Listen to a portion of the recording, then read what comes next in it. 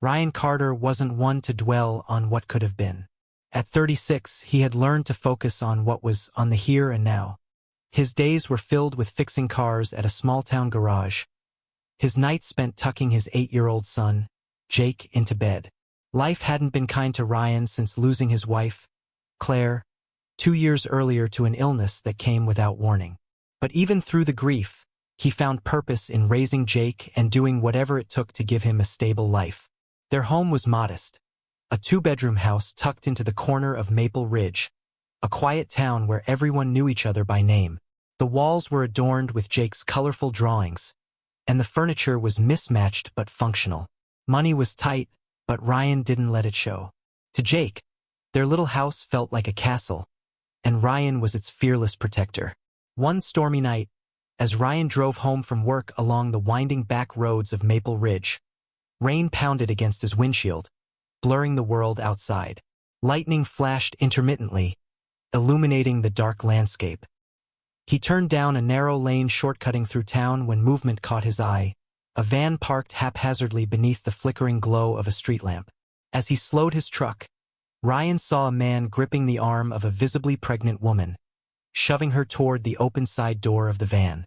Her face was pale, streaked with tears, and she struggled weakly against him.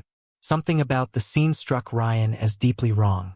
He pulled over abruptly, stepping out into the rain. "Hey!"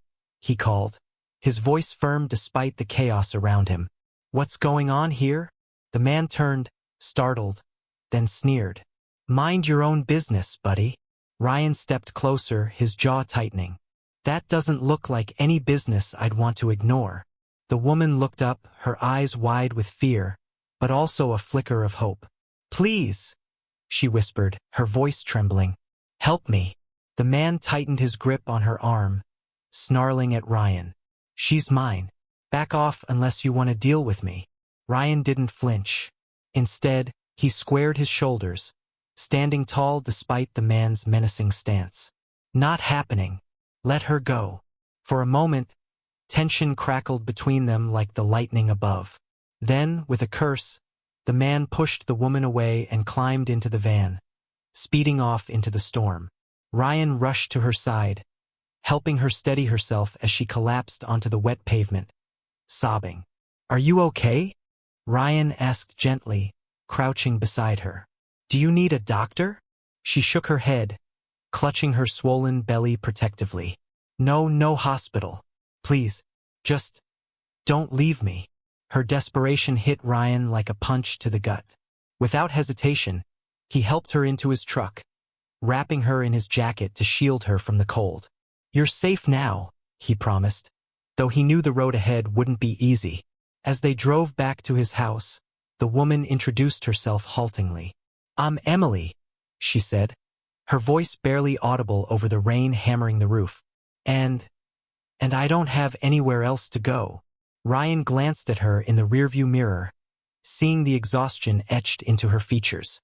"You can stay with us tonight," he said firmly. "We'll figure things out tomorrow." When they arrived home, Jake was already asleep, curled up under his favorite blanket. Ryan led Emily to the spare room, a tiny space with a cot and a dresser, and handed her some dry clothes. She hesitated before speaking again, her voice breaking. "Thank you for everything. I don't know what I would have done." "You don't have to thank me," Ryan replied softly. "Just rest. We'll talk more in the morning." As he closed the door behind him, Ryan leaned against the wall, exhaling slowly. He didn't know much about this woman or the danger she might bring into their lives, but he did know one thing. He couldn't turn his back on someone in need, not when he had the power to help. Little did Ryan know, this act of kindness would ripple far beyond that stormy night, setting into motion a chain of events that would change both their lives forever. The next morning, sunlight streamed through the windows of Ryan's modest home, casting a warm glow over the kitchen table. Ryan sat sipping coffee while Jake munched on cereal, glancing curiously at Emily as she entered the room. She looked hesitant but grateful, her hands clutching a mug Ryan had offered her. "Good morning," Ryan said warmly, breaking the silence. "How are you feeling?" Emily managed a small smile. "Better, thank you. I don't know how to repay you for what you've done. You don't have to, Ryan replied firmly. Just focus on taking care of yourself and that little one. He nodded toward her belly, which was just beginning to show signs of late pregnancy. Jake piped up, his curiosity overtaking his shyness. Is it a boy or a girl? Emily chuckled softly, the sound easing some of the tension in the room. A girl. Her name will be Claire. If that's okay with you? She added quickly, glancing at Ryan. Ryan froze for a moment, caught off guard by the significance of the name. It was his late wife's name, the woman Jake barely remembered but whose memory still lingered in their home. After a pause, he nodded, his voice steady despite the lump in his throat. I think that's perfect. Jake grinned, clearly pleased. Claire's a cool name. Emily relaxed slightly, sensing that she'd been accepted. Not just as a guest, but as part of their family. Over breakfast, she shared bits of her story. How her husband, David, had isolated her from friends and family, controlled her every move, and eventually gambled away everything they owned.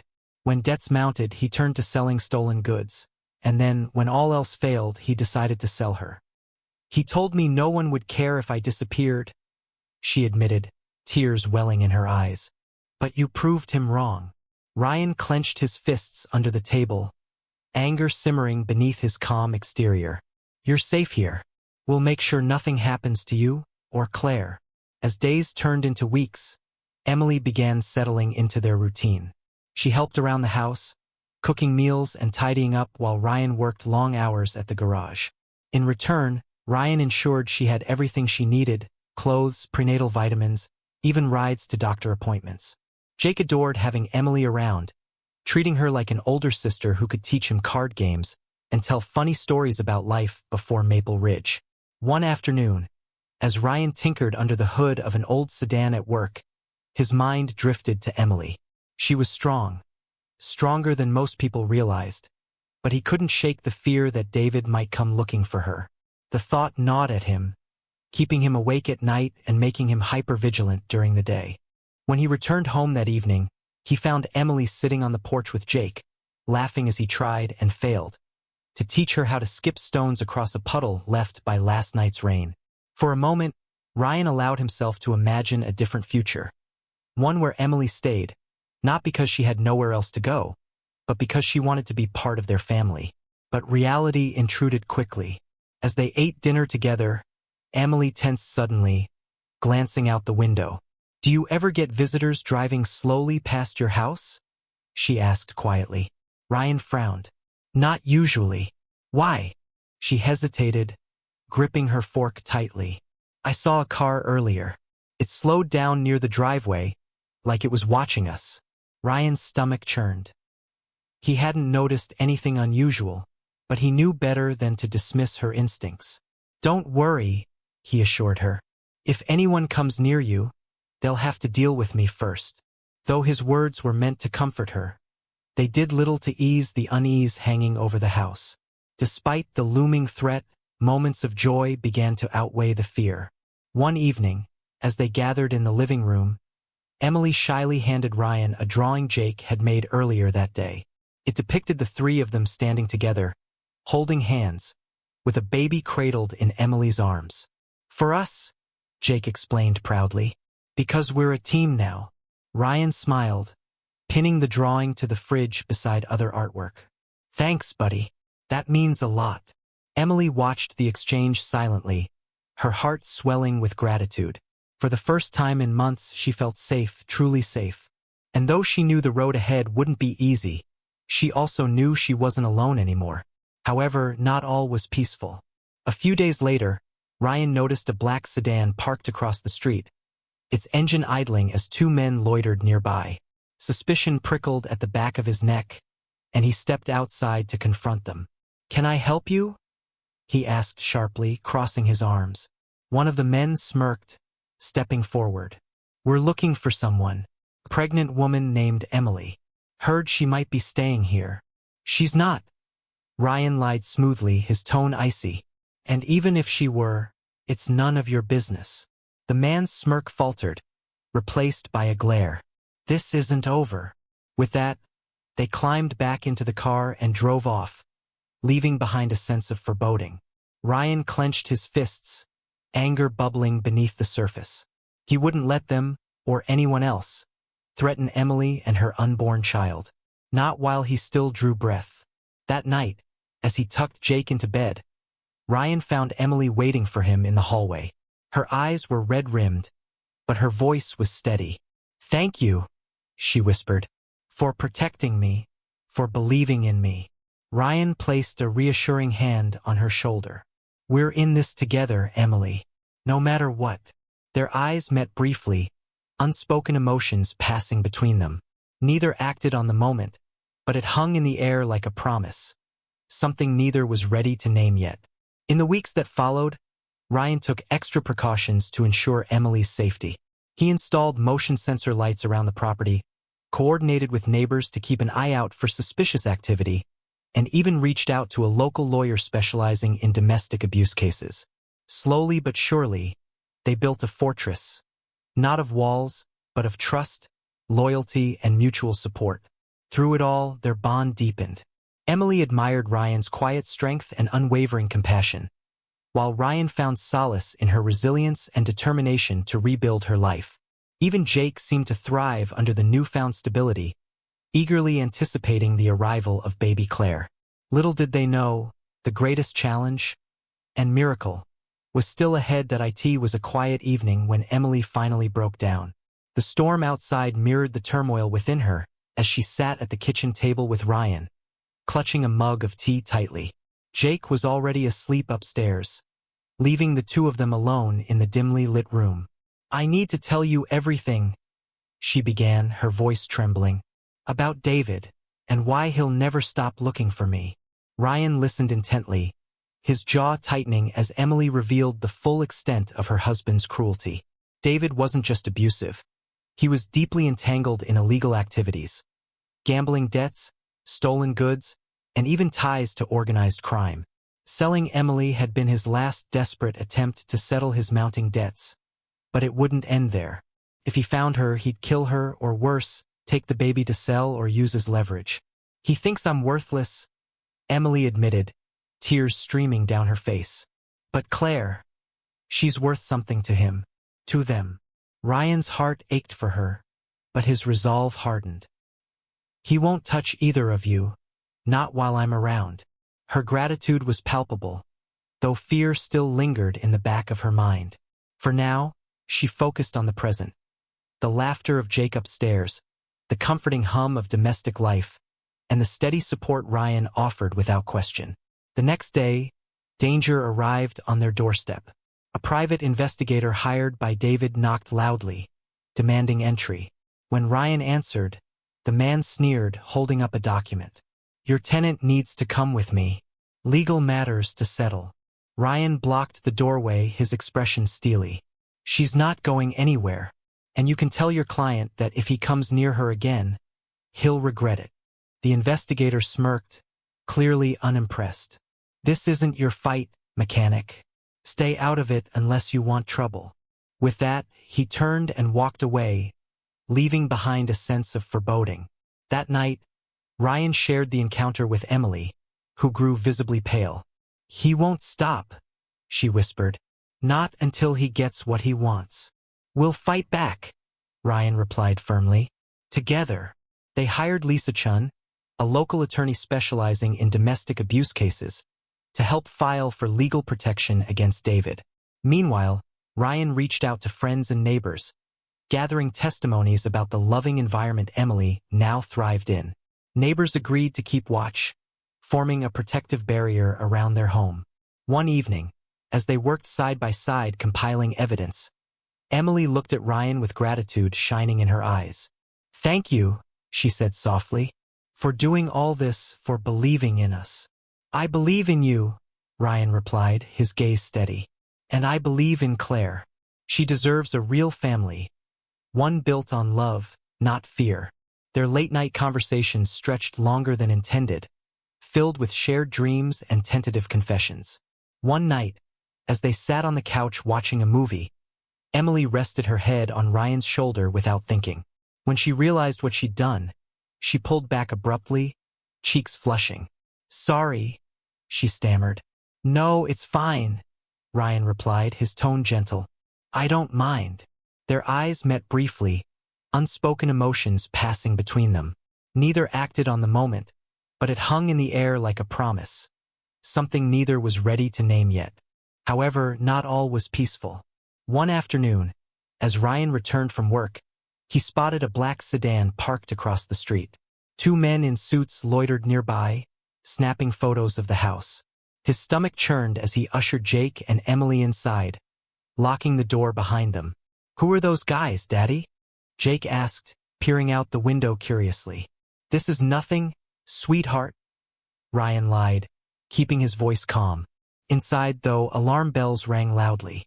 Something or someone was coming for them. That night, Emily confirmed his suspicions. "They found us," she whispered, her hands trembling.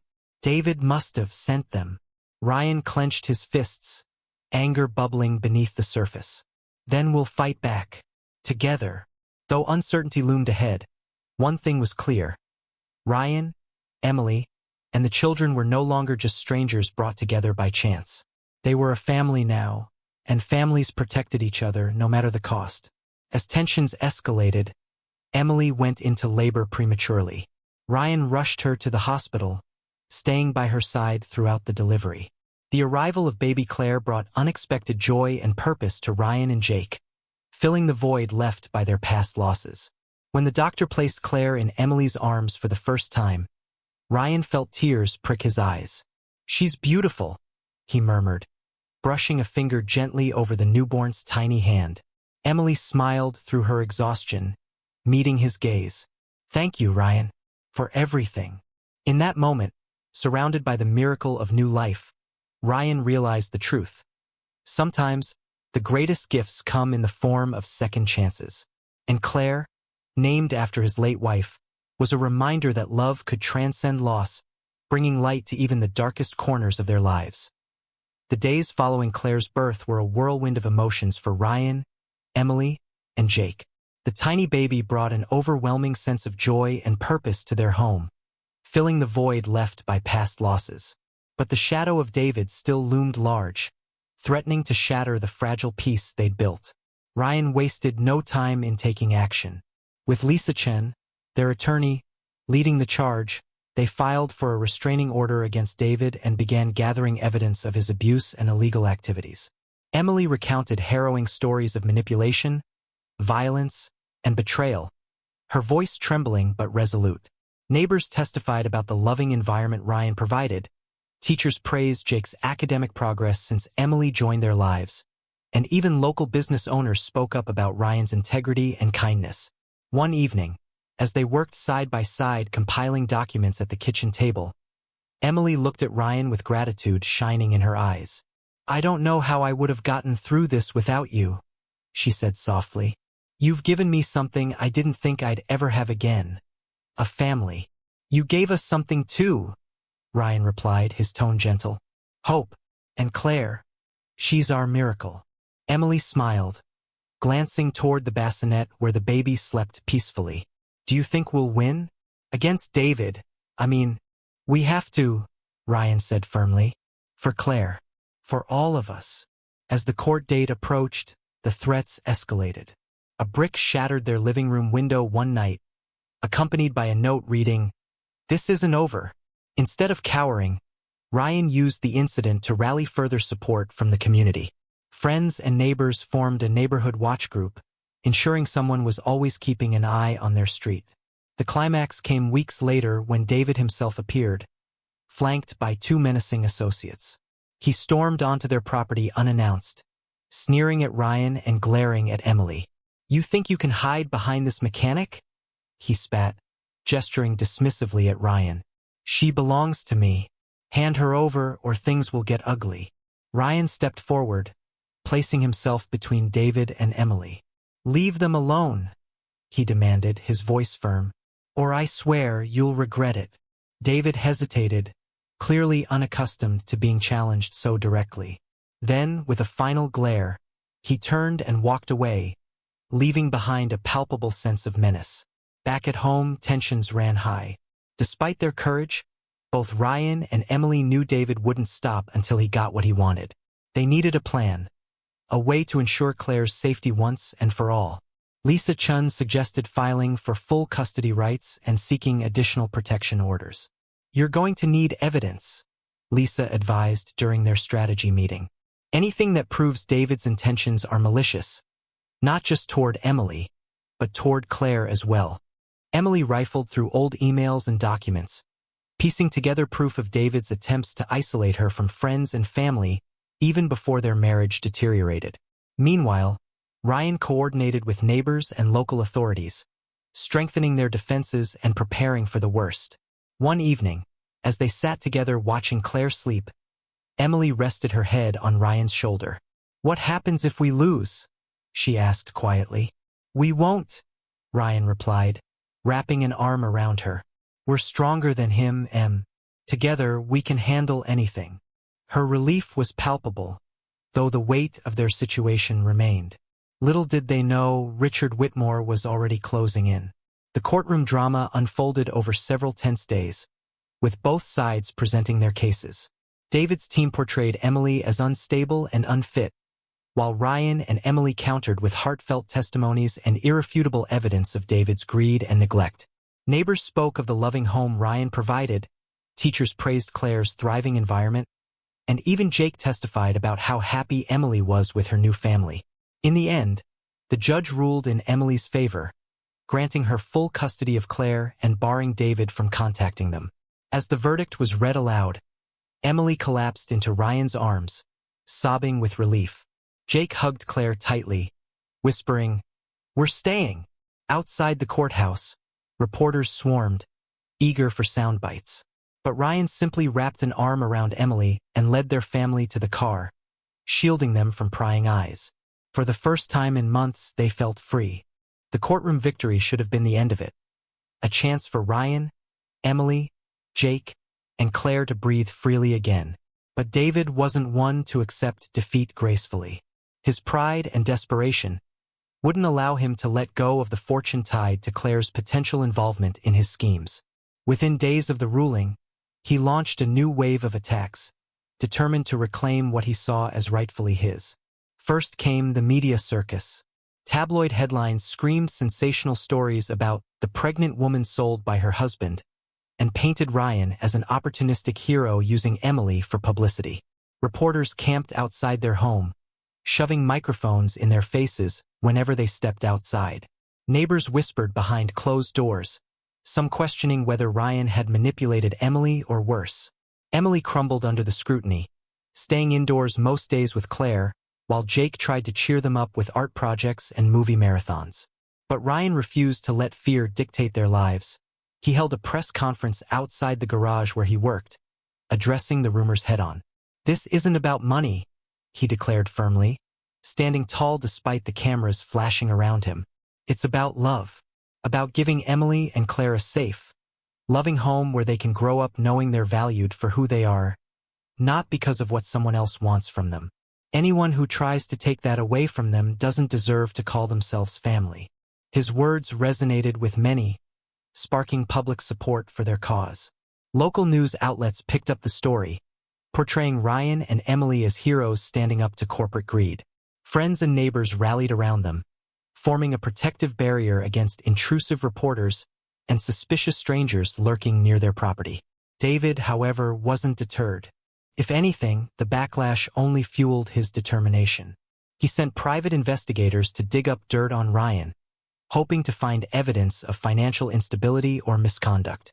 When those efforts failed, he resorted to more insidious tactics, offering bribes to anyone willing to turn against Emily, including former acquaintances she trusted during her marriage. One evening, a woman claiming to be an old friend called Emily, sobbing dramatically about needing help. Suspicious but desperate to believe someone still cared, Emily agreed to meet her at a nearby cafe. But when she arrived, it was David waiting instead, flanked by 2 imposing bodyguards. "You've made this harder than it needed to be," he said coldly, his tone dripping with condescension. "Sign these papers relinquishing custody of your daughter, and I'll make sure you walk away with enough to disappear quietly. Emily clenched her fists, refusing to back down. I don't want your money. I just want my daughter. David's expression darkened. Then you leave me no choice. Before Emily could react, Ryan burst through the cafe door, having followed her after noticing her distress earlier. Leave her alone, he demanded, stepping between them, or I swear you'll regret it. For a moment, David hesitated, clearly unaccustomed to being challenged so directly. Then, with a sneer, he turned and walked out, leaving behind a palpable sense of menace. Back at home, tensions ran high. Despite their courage, both Emily and Ryan knew David wouldn't stop until he got what he wanted. They needed a plan, a way to ensure Claire's safety once and for all. Lisa Chen, their attorney, suggested filing for a restraining order and petitioning the court to freeze David's access to any assets tied to Claire until she reached adulthood. It would take time, but it was their best shot at cutting off his influence permanently. While Lisa handled the legal side, Ryan focused on fortifying their home and community. He installed security cameras around the house, coordinated with local police to patrol the neighborhood more frequently, and even enlisted friends to escort Emily and the kids whenever they ventured out. Slowly but surely, they built a fortress not of walls but of unity and trust. Through it all, their bond grew stronger. Emily began opening up more about her past, sharing painful memories of her abusive marriage and the loneliness she'd endured afterward. Ryan listened without judgment, offering comfort and reassurance. In return, Emily encouraged him to dream bigger, to envision a future where they didn't have to scrape by paycheck to paycheck. I know it's not easy, she told him one night as they sat together on the porch, watching fireflies dance in the yard. But you've given us so much already. Let me give something back. For once. Ryan smiled, squeezing her hand. We'll figure it out together. That's what families do. Even Jake noticed the change. One afternoon, unable to sleep, he wandered downstairs and found Ryan sitting in the living room with Claire nestled in his arms. Sensing the boy's presence, Ryan smiled faintly. Hey buddy, what are you doing up? I heard voices, Jake admitted, climbing onto the couch beside him. After a pause, he added hesitantly, Is David mad at us? Ryan frowned thoughtfully before nodding. Yeah, kiddo, he is, but we're gonna keep you and Claire safe. Okay? No matter what. Jake seemed to consider this for a moment before smiling shyly. Thanks, Ryan. You're welcome, buddy, Ryan replied, ruffling his hair. Now, let's get you back to bed. The final showdown came weeks later when David attempted to bribe Emily directly. Showing up at Ryan's workplace unannounced, he approached her with promises of luxury cars, private jets, and endless toys if she agreed to come live with him. Emily listened silently, her young face unreadable. Finally, she shook her head. No thanks. I already have everything I need right here. David sputtered, incredulous. What could you possibly have here that's better than a family? Emily interrupted, her voice steady. A real one. With that, she turned and ran to Ryan, who scooped her up protectively. David stormed off, defeated, knowing he'd lost not just the legal battle but also Emily's heart. In the months that followed, life slowly returned to normal, or as close to normal as it could be for a family thrust into the spotlight. The restraining order held firm, and David vanished from their lives entirely, too humiliated to continue his crusade publicly. Claire settled into her new routine, thriving under Ryan's guidance and Jake's companionship. Emily, meanwhile, took her relationship with Ryan to the next level. On a quiet evening beneath a starlit sky, Ryan got down on one knee, holding out a simple ring. Emily Carter, he said, his voice thick with emotion. You've shown me that love isn't about perfection. It's about choosing each other, no matter what. Will you marry me? Tears streaming down her face, Emily nodded. Yes, 1,000 times yes.